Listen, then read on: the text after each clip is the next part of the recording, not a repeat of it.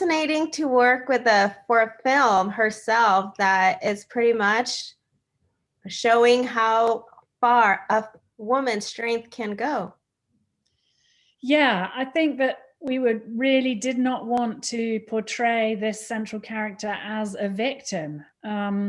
We met some women who were working in Women's Aid in Ireland, working with victims of domestic abuse. And they said, you're going to write this story, don't make her a victim, because these women are actually heroes and they have so much courage, the courage to stay and then the courage to go.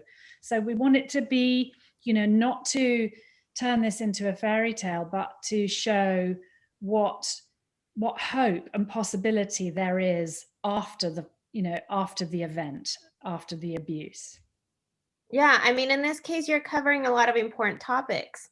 The housing crisis when it comes to being in main cities. I mean, I'm based in LA, so I mean, we can relate. On top of that, the struggle of being a single mother and domestic violence. I mean, and then you have this character of Sandra who's just like on survival mode nonstop.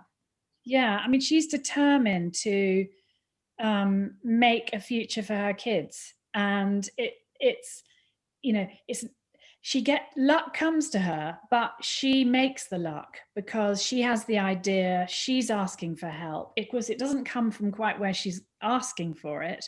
It comes literally out of left field, but I think she draws this community towards her through her just positive spirit and energy.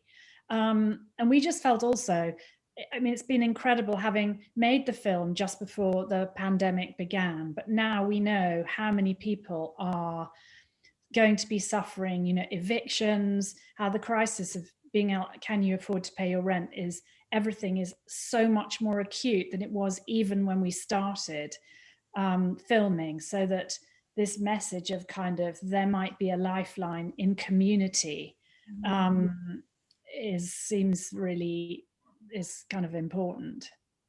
And let's talk a little bit about one of the characters in the story. I would say one of the main characters, which is the house, building a house. I mean, we never, as females, we never think about even the idea or possibility of being able to build a home. Well, Clare and I went on a course a year before we shot this movie to learn how to build a house. And it was us and 20 other guys with beards all on the course. So that told you right at the beginning that less women are thinking about building a tiny house than men are. But it was incredible how quickly we were empowered. Within days, we were like handling these really dangerous power tools, learning how to saw really precisely, and lifting weights that you just wouldn't ever have thought your body was capable of, great sort of sides of houses. And we came away kind of going, we could do this. I mean, this is just like, let's find a field. And so, yeah, I think that really fed into this sense that actually we don't know what we're capable of. We've definitely got it in us. Sometimes we just don't feel the entitlement that guys feel. Really quick, what do you hope viewers take away from watching this extraordinary story? Well, I think how to be a better neighbor, how to look out for our neighbors, how to look out for somebody who might be in this vulnerable situation. And if you are in this vulnerable situation, then there may be a community out there waiting for you. So it's a message of all of us just to look out for each other. That's a good way to end it, and a great answer, especially for these times. Thank you so much for your time. Viewers are going to love herself.